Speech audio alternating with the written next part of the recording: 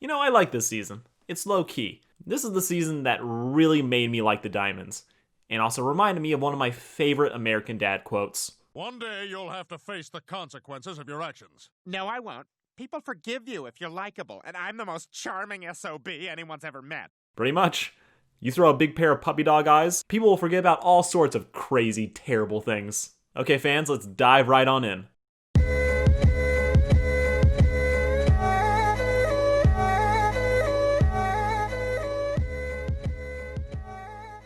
The Kindergarten Kid. The season opens with a Roadrunner homage, with worse slapstick and a half-assed message about the corrupted gems because God forbid that we have an unsympathetic villain in this story. Know Your Fusion, talk show episode where sardonics skill shame Smoky Quartz. Fusions be accidental bitches sometimes. Also, Garnet is precious. Buddy's book. Steven and Connie hit the books. Reads like a fanfiction, but the outfits are just... I can't complain about this. Also, Jamie is still best townie. Mindful Education. The one people put on a pedestal for being animated well, but come on, it's all about the song. Anime hero Connie comes over to get some light training in. Oh god, it's trying to be funny again. Stick to Aints, kid. It'll keep the teens and adults around longer. So, Shaolin Steven is trying to do a bit, and much like my Connie being the MC thing, it is not landing. Then the moms show up. Bird Person Pearl is here for training, and they're doing fusion today. So it's mandatory for 70% leg Garnet to be there. This side is for both of you, and this side is for Stevani. It's two signs in one. A fusion sign. Garnet, you are precious. And a broken record. Inner turmoil Connie is obviously bothered by something, but fuses anyway. Creating voiced by a cat, Stevani. Multiple murder attempts Pearl sends holograms to fight. It's great. Thank you, Takafumi. Stability issues, Stevani breaks apart. Too obvious Connie runs away, blaming herself. But this is Scooby-Doo logic, so we know it's not her. Steven? Anything you want to tell us? Damn muscle memory Connie reveals she broke a kid's arm on accident at school and is all torn up about it, which is bad, but it's also kind of badass. Deus Ex Fusion pops up to help them and give advice. Well, I guess it has to be about fusion for Garnet to care about your mental health. Then we get one of the best songs in the show that I ruined by setting as my alarm clock. Take a moment to think of just flexibility, love. We get a wonderful scene that illustrates people learning to let go of negative thoughts. Foresight Sapphire is consumed by anxiety about the future, while Heat Miser Ruby loses her mind over a small problem, blowing it out of proportion, but together, they balance each other out. Wait, are you still being sarcastic? Hey, I can be sincere too. Street Fire Connie learns to work through her issues, and it's after that heartwarming moment, your spine chills as you realize there's still 4 minutes left in the story. Back to training as Stevani, we get the reveal that Steven's the problem. Who could have seen that coming? He's freaking out about the stuff he blames himself for. Jasper and Eyeball aren't his fault, but try explaining that to the 12-year-old. Bismuth though, Bismuth, you should feel guilty about. Not the poofing part, that was heroic self-defense. It's the locking away forever bit that gets me. Mommy issue Steven is consumed by his problems and is falling to his death. Luckily, Samwise Connie is there for the save. First and last step, Steven admits he has a problem and proceeds to ignore them till future. Allegedly. I haven't seen it yet. Despite YouTube's desperate attempts to spoil everything. Future Boy Zoltron. Depressed man is depressed, so Steven fixes him because he'd be a terrible person if he didn't. At least he thinks that. The boy's empathy levels are just too damn high. Last one out of Beach City. Pearl tries to loosen up for once, and it's hilarious. Also, Rose lookalike pops up so Pearl can rebound. Wow, this isn't creepy at all. Onion Gang, Onion exists. I'm out. Gem Harvest. The Thanksgiving episode where Steven meets his racist uncle, then gets really silly when the uncle suddenly changes his mind. Because that happens. 3 gems and a baby. Flashback, no one took Rose's death well. We get the weak excuse for why Garnet never told Steven about fusion, despite having, you know, future vision. Then we witness finally free Pearl's first murder attempt. Steven's dream, Greg gets kidnapped by the saddest dictator ever, and I've already forgiven her for all that. Crybaby Steven wakes up in tears. Wait, isn't that his usual? Damn, I don't put money on that.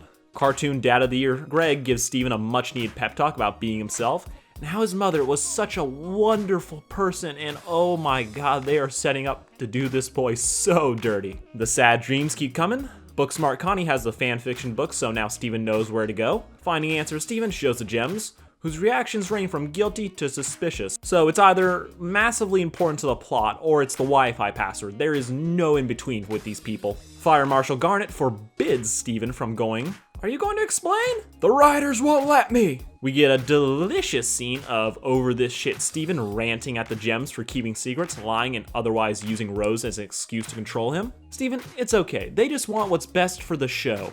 Uncreative Garnet says this plot hole filling nothing. If I tell you why you shouldn't go, you'll only want to go more. What? Well, now I really want to go. Steven's reformed racist Uncle Andy gives him a ride. Y'all are rich now. You can afford 2 plane tickets. So the two goof off in Korea for a bit before heading to the mystery location. Mystery crying begins. They find a working blue version of the Pelican that they are looking for. The fandom clench their cheeks for what came next as we meet sad girl Blue Diamond, who thanks to a stellar design and voice acting, made everyone forget about the whole trying to shatter Garnet thing. Because look at her, oh, is that a face of a genocidal galactic tyrant? It is, and we're gonna keep ignoring that for the rest of the season. No Stealth Greg gets caught by Goth Blue Pearl. Irish Blues talks about how strange the world is and mourns the death of Pink, empathizes with her about losing someone. No Therapy at Home Blue is blown away to hear someone else can be sad. Is there no therapy in this universe whatsoever? Kidnaps Greg, gets on her ship, and flies away. What is with this show in hands? Did Kira draw all this shit? There's my mandatory JoJo reference of the video. Steven tries to save Greg, but fails. Saw it coming Garnet shows up and says they're going to space and rescuing Greg. Let me explain the contrivance this episode is built around. Inconsistent Garnet can see the future or see the infinite possibilities, which at this point makes it just a step higher than guessing. Garnet knew Blue Diamond was here, and rather than explaining to Steven why he shouldn't go, she just tells him no, then uses this BS line to justify it. If I tell you why you shouldn't go, you'll only want to go more. What? Well, now I really want to go. Yeah, I hate future sight abilities because if a character has it, they should be able to sidestep most of the problems they'll encounter. And if they don't, we question why they didn't. And even if they give an excuse, it's never satisfying. I'm not mad. I just think Garnet's power is unnecessary and would be better off without it. If there is a good episode centered around it later. Adventures in Light Distortion. It's a travel episode. They can't skip straight to the good stuff, so we're stuck with this. Fun visual gags though. Gem heist. The gems sneak into the zoo by being themselves, where the hardest part is dealing with the racism. So they board the not Death Star and panic as they can't blend into the ship, being fugitives and all that. All the brain cells Sapphire says they just need to play into the stereotypes of their gem. Ruby's a bodyguard, Amethyst is a soldier, Pearl's a slave, Sapphire's nobility, and Steven is organic trash. Trying it out, they run into the boss of the zoo, a bit on the nose Holly Blue, whose entire job is to just be racist. Buying the lie, she starts showing the gems around while being mean to her staff. Awkward Amethyst gets left at the door. Pearl is being treated like dirt, and for once, it's not her doing it. Ruby is ready to pop a vein whenever she hears about Blue Diamond being nice, because moral complexity is not her strong suit. Things go from bad to worse when their hacker can't hack it. Little Red is going to blow all their covers. Blue Tears is on her way back, and right along Steven is thrown into the zoo, seeing his dad, who seems pretty chill for being kidnapped. The zoo. Steven tries to break out before the inbred humans fuck his dad. Too Chill Greg is enjoying his kidnapping. Reunited with his son, we get introduced to the way too pretty Zoomans. And I say too pretty because it's a population of, let's just round up a lot and say 50, though I only can count the 16. And let's assume there were 50 original captured humans who breeded together and had new kids, who breeded then with each other, so on, and this trend continues for about 6,000 years. They should look something closer to this. Oh shit, never mind. Just ignore what I said. I'll shut up. Just bring back the pretty people, please. So the Zoomans live in what is basically Brave New World, but without the drugs. Taking action, Steven finds the maintenance hatch, but can't open it. Legend says that it will only open when someone is hurt. Steven, stop asking your father to beat you. Greg, take one for the team.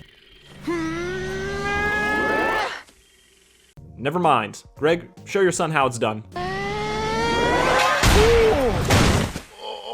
Cannonball! There we go.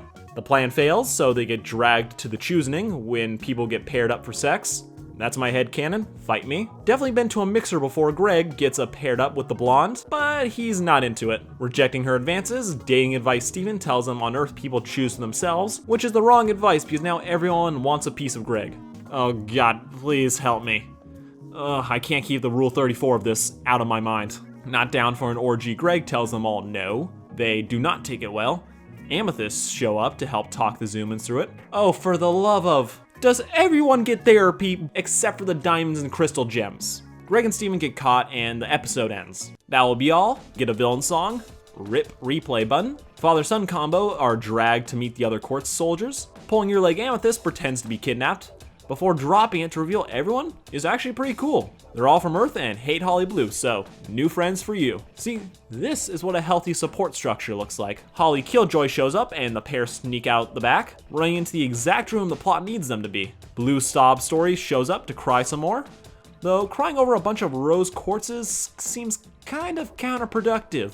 Yellow Vader pops in to tell Blue to get her shit together. Surprise singer Yellow sings What's the Use of Feeling Blue, comma optional. Love the song, hate the people. Oh yeah, she's like sad and stuff. Oh, she wouldn't hurt a fly. It must be all Yellow's fault. Of course we still love her, and we're always thinking of her. Don't you know I miss her? Oh, she's so emotional. She can't be bad. Must be someone else's fault? Oh yeah, millions of years of genocide, yeah, forgot about that. The suck-up interrupts all the singing, gets shoot out after a bit. Holly's heels are so loud she can't hear the 3 extra people behind her. When she finally realizes what's up, she gets her ass kicked. Racist puncher Garnet knocks down Holly. More lessons that are forgotten in the finale. Did Nothing Pearl gets the final line just because, and the gang heads home. The new Crystal Gems. The shafted side characters are fun as hell and should be in the show more. Storm in the room. Therapist Steven uses his mom's room to meet his mom. Probably did more harm than good. Ronaldo. Does anyone actually like Ronaldo? I'm seriously asking. Tiger Philanthropist. Steven gets back in the ring to immediately dip out. I guess they were just short an episode this season. Room for Ruby. Overly cute Ruby shows up and shows us why trust is overrated. Line 4. Steven finds a key. Subversion doesn't equal satisfying. The Good Lars. It's a Lars episode. Are you my dad? Fan theories ruin the reveal. People disappear. The tank and British fairy are to blame. I am my mom. Steven's martyr complex kicks in while Lars finds a way to drop a ball that was already at rock bottom. Got everyone kidnapped. Steven runs home to tell everyone what's going on. Apparently Thick Topaz plus Charlie and Lola is a bad sign. Running down to Funland to look for them, where they show up. They're looking for my dad. Last thing this boy needs, Steven realizes this is all his fault, as he gave Peridot a list of names in season 1. He freaks out for a bit. The other gems try to fight, but Aquamarine is broken. Bad idea Steven claims he's my dad. He was gonna try to blow up Topaz from the inside, but... Extra thick! Returning to their ship, only consistent villain Aqua thinks she's won, but last minute Steven gets his bubble up. Ear cleaner Topaz fights them. Freaking out Steven ignores best option Connie, and on the other side of the ship, Topaz 2 is chasing around the real toxic couple. Enabler Sadie gets caught. Couldn't help anyway, Lars runs away, but he's still a bitch for doing it. And he's an idiot for running deeper into the ship. Full potential Sadie escapes on her own. Wrong time and place Steven is having a mental breakdown over all this being his fault. Carrying his ass Connie comes in for the save. Lackluster Alexandrite tries to help, but it's Alexandrite, so you know she's not gonna do shit. Aquabitch shows up to gloat some more. You know, maybe if a certain water gem was part of your main team, y'all would stand a chance. Just food for thought. Die for your sins Steven claims he's rose quartz, sacrificing himself to save everyone, going to what should be his death, but plot armor is in full effect. Ship flies away, and that's the end. So I like this season. The zoo arc was great. The diamonds are great characters, but the baggage around them is way too egregious to ignore. The non-plot episodes are mostly fun, but they're only as enjoyable as the characters they're based around. And y'all know I only care about Jamie. Skippable is a good word for most of them. I can see why people started to lose their mind because of the Steven bombs, because most of these episodes are not worth a 2-month wait. Overall, still good. But let's be real, Lapis, Peridot, and Bismuth could carry this show all on their own, and no one would complain. Alright everyone, that's all I wrote. Tune in next Monday for season 5 where I completely lose my shit. Post any questions you have for me in the comments, and I'll try to answer them this Friday in my real talk. Subscribe, like, and share, and peace out, Sarcastic fans.